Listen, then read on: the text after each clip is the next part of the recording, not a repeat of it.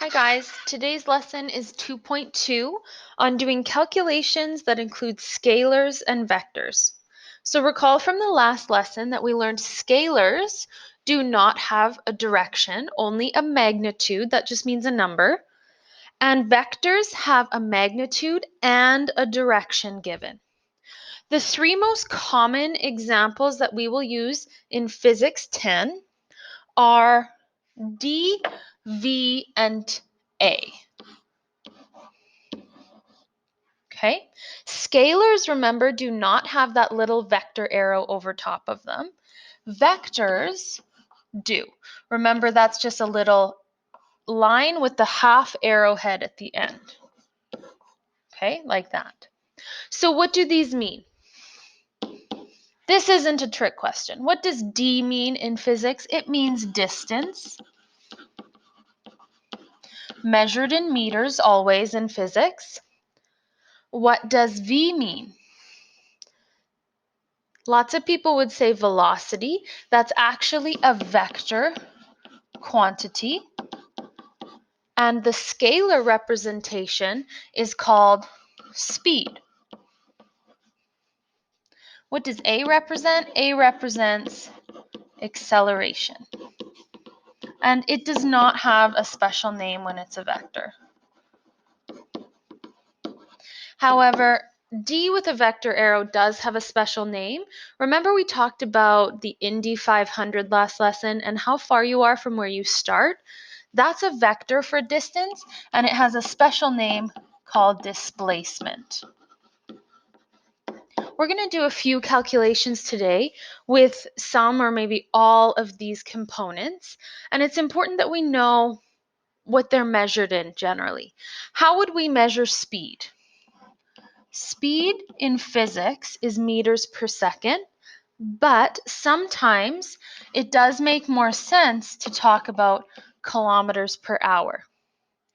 Acceleration is always measured in meters per second squared.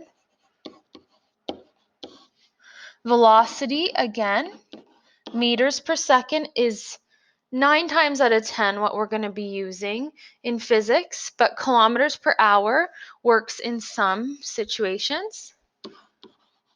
And distance and displacement are always measured in meters. At the top here, I did have the Cartesian plane, which you know is also a compass that stands for north, east, south, and west, and it tells you which directions are considered positive, north and east, and which are considered negative, south and west.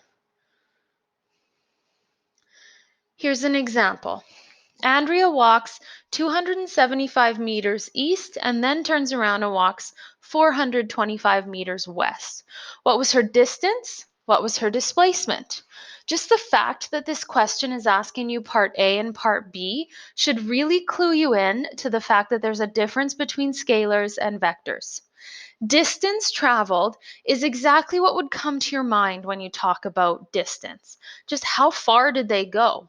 Well, she went 275 and then 425. And if I add those up, I'm going to get my total distance of 700 meters.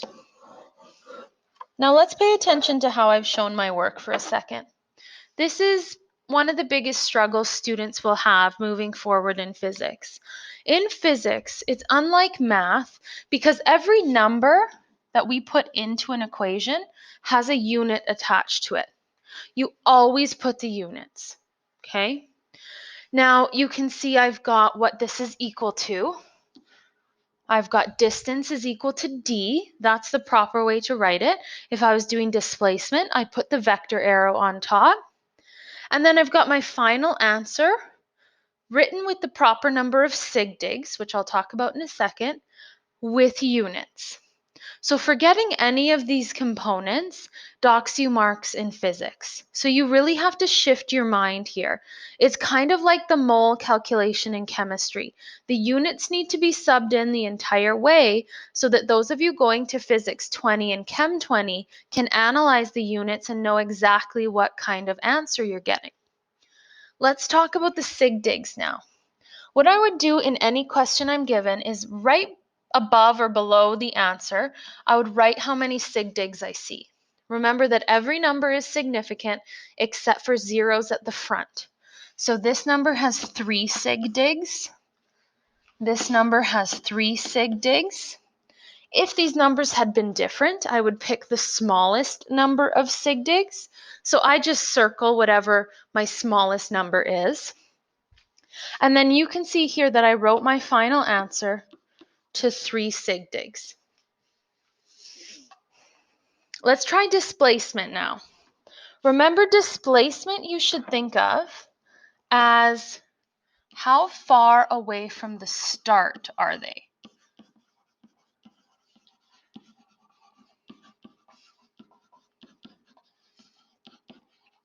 Oftentimes, it's a good idea to include a diagram with displacement as well as the calculations. So displacement is a vector, so it's a D with the arrow on top. And we can't just add these numbers together. Because we've got east and west, that's not going to make the right displacement. So I'm still going to put 275 and 425. But because I have this vector arrow, I'm going to assign a positive or a negative to each of these numbers. The 275 is east. That's a positive direction. West is a negative direction. So on the 275, I'll put a positive, and on the 425, I'll put a negative. Now pop this in your calculator. I get my calculator to tell me negative 150. But that's just my first step. This isn't a final answer by any means because I need to know what the negative means. Does it mean I'm going south or does it mean I'm going west? So I need to translate the negative sign into a direction. We put direction in these little square brackets in physics usually. And the negative in this question meant west. This is my final answer. Let's show this pretty clearly on a picture now. We're going to go from our starting position, let's say right here, and I'm going to go 275 in the positive direction. So I pointed that arrow east because that's the direction they went. Now, Andrea, the person walking here, is now right here. She turns around and she walks 425 west. So when you think of displacement as how far away from the beginning do they end up? Well, this is where they started. This is where they ended. However far this line is, and what direction is this? West. Okay, so a picture will oftentimes help you decide, especially if you've got a number that makes sense. We can see that our number being less than 425 makes sense here, and that you've got it pointing the right direction. So always think, how far from where they started do they end up? All right, here is Bo, my precious fluffy monkey, and I take him for walks around the block. This is a rough picture of what our block might look like. This is Bo all suited up in his Seattle gear, if you're interested. His hat is actually a cup from a Seattle Mariners game that ice cream came in. It just so happened that it fit his tiny little fluffy head perfectly. And then his jersey is a Seattle Seahawks jersey, our favorite team. So that's my precious little puppy. So when we go for a walk around the block, we start at home and we go 110, 145, 110, 145. So I'd like you to tell me, pause the video, What distance do his little tiny legs walk? Distance should be the one that isn't complicated at all. You literally just add up all the numbers, but write your work properly. In physics, we write units on every number. So I'm going to take 110 plus 145 plus 110 plus 145. Okay, again, you need to make sure that you're writing your work properly and you're including your units. Okay, so I'm getting, oh, this is a long ways for a little puppy. 510 meters is how far we walk.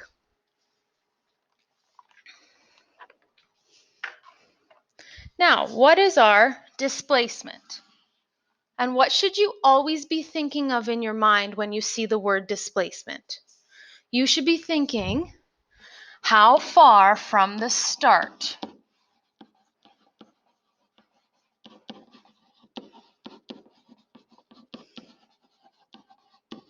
Well, we probably started on the couch watching Netflix, like many of us do right now, and we walked all the way around the block, and we ended up right back on the couch, snuggling, watching Netflix again. So how far did my little puppy and I end up from where we started? We ended up a displacement of 0 meters from where we started. You can see that the 0 meters doesn't have a direction on it, but what is the direction for 0? 0 is 0. It doesn't matter if it's 0 east or 0 west, it's still just 0. So this is one example where you won't have a direction written on a displacement if you end up right back where you started. All right, a truck travels west for 3 hours. Its displacement is then 2.60 times 10 to the 2 kilometers west from its starting point. We want to figure out average velocity of the truck. First thing I'd like to do, we read it through once. I'm going to read it through again, and every time I come to a number, I'm going to count the sig digs. A truck travels west for 3.0 hours, 2 sig digs. Its displacement is then 2.60 times 10 to the 2 kilometers west. This number right here has 3 sig digs. I'm going to circle the smallest number of sig digs. That tells me what to write my answer to. My answer is going to have to be written with 2 sig digs only. So we want to figure out the average velocity of the truck. This is how we write our work in physics. First of all, we're going to list the variables that the question is giving us. 3 hours, that is a time. 2.60 times 10 to the 2 kilometers. Kilometers is a displacement.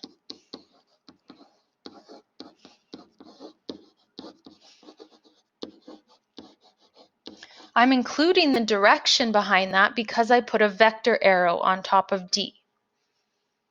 And what is the question asking for? Velocity is my question mark. So if we bring up the physics formula sheet, which is on the website, we'll be able to see the first formula that we work with.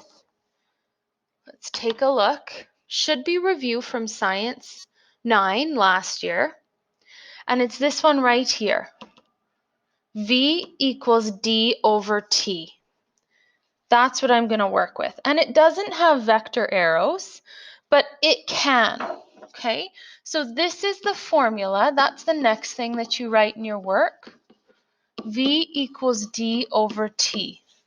I just happen to be working with velocity and displacement, so I can just put vector arrows on there. We didn't bother doing both versions on the formula sheet, however, because they're the same equation. Now, after you write an equation down in physics, you sub your numbers in. So we've got 2.60 times 10 to the 2 kilometers west. and 3.0 hours. Now, some people are really tempted to get a bit lazy here. Instead of writing 3.0 hours, some students will just write the number 3. That's not appropriate in physics. Although that's true, dividing by 3.0 hours and dividing by 3 will give you the same number, it won't give you the right number of sig digs, and it won't show you what the units need to be. So in physics, it's very important that all of this extra detail, like units and direction and sig digs, all be included in every single step of your work. You can see over here, I didn't get lazy over here either. I wrote 3.0 hours. That tells me how accurate that number is. I know that it's accurate to the nearest tenth. Now we need to put this in our calculator. The top number being scientific notation is not a problem. We don't change it. It is the number 260. Yes, that's true. But I'm not going to put 260 divided by 3 in my calculator. I'm going to practice scientific notation because when you get to grade 11, pretty much every number you work with is scientific notation. And even though you're not writing our final exam this year, I'll let you in on a little secret. Almost every question had scientific notation. So if you don't know how to write and calculate with scientific notation in physics, you really can't do well. So TI people, we're going to put 2.60. And remember when we do scientific notation, we go second comma to get the exponent, 2. And what we want to do is our formula says divide by 3.0.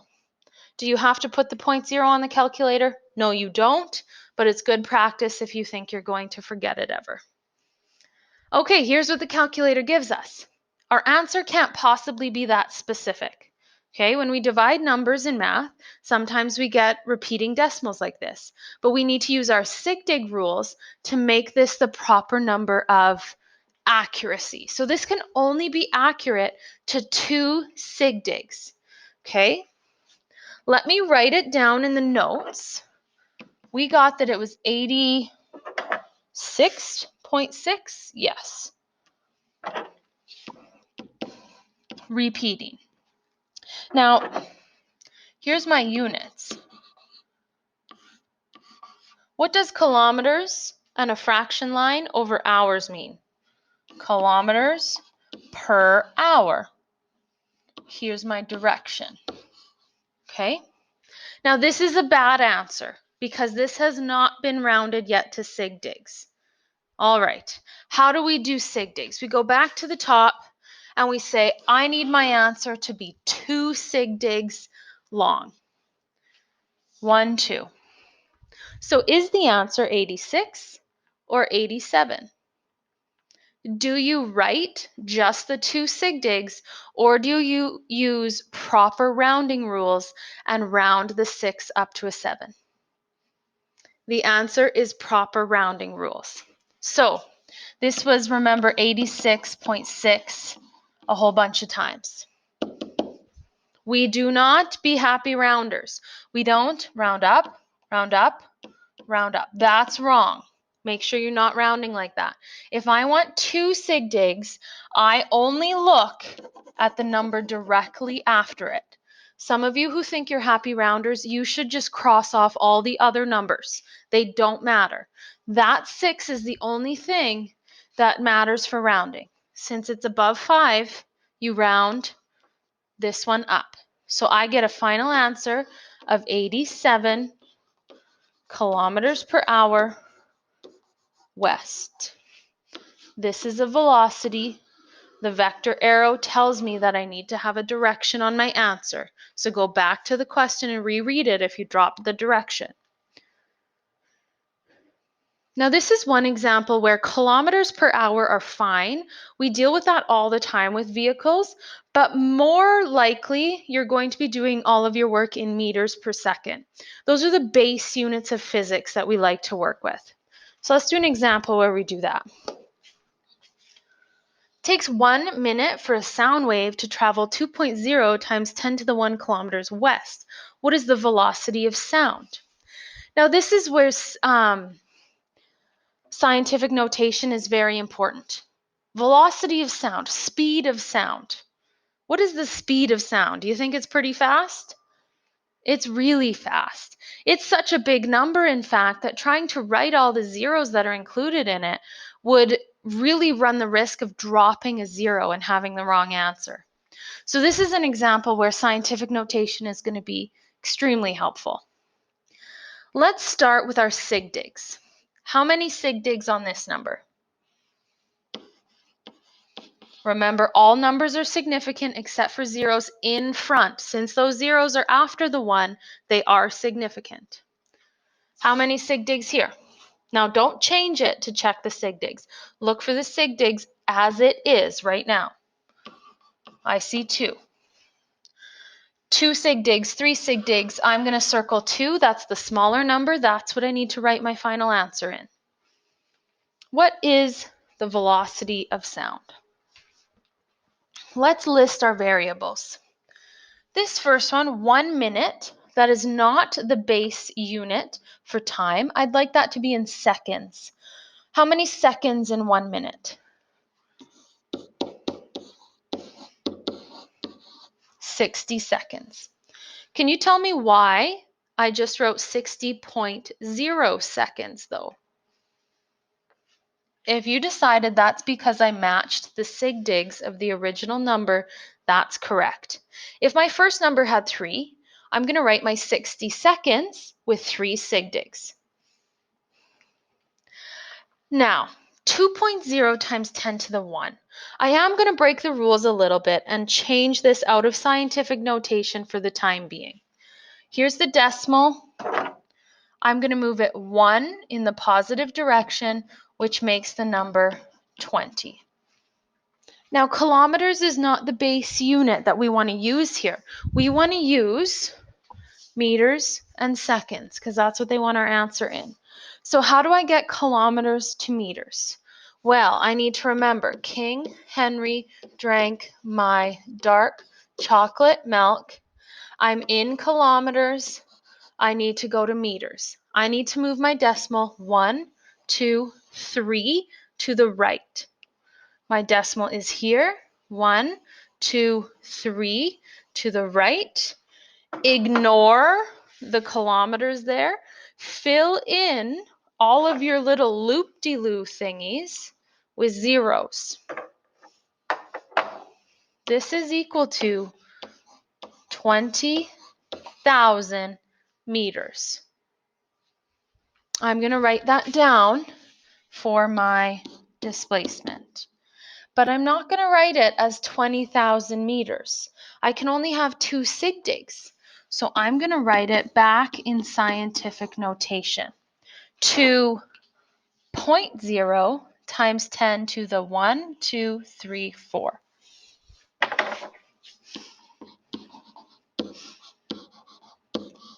I put a vector arrow over the D, so I put a direction behind my number. West. Now the last thing I list is what is my velocity. I go to my formula sheet. I write the formula down. I literally just copy it down. I sub in my numbers with correct sig digs, correct units, a direction if it's given,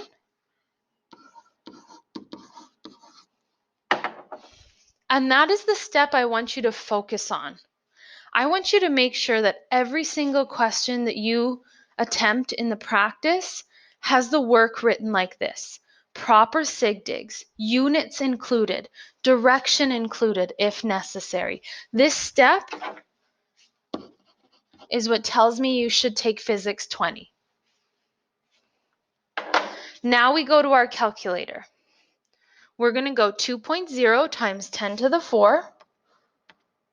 And I'll use the Casio this time just to show a different calculator. Divided by 60 seconds, 333.3 repeating.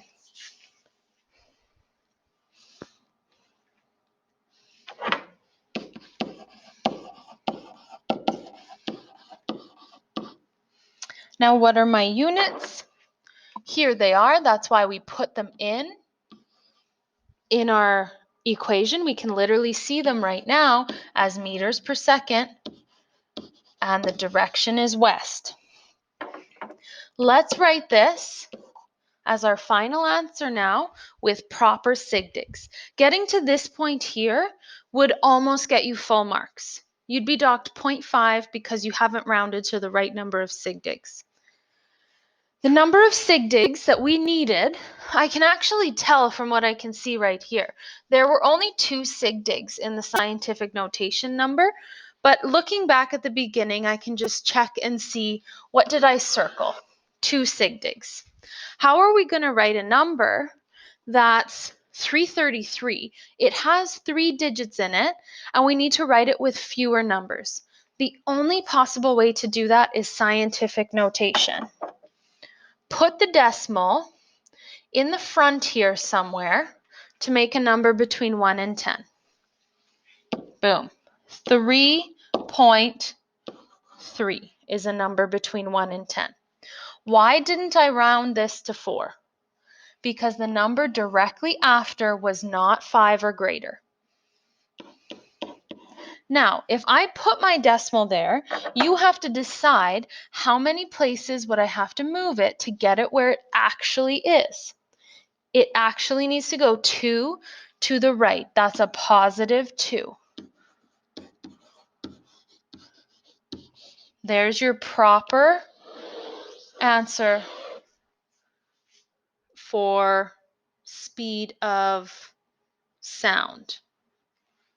Hang on, that doesn't seem quite right. Let me check my calculation here.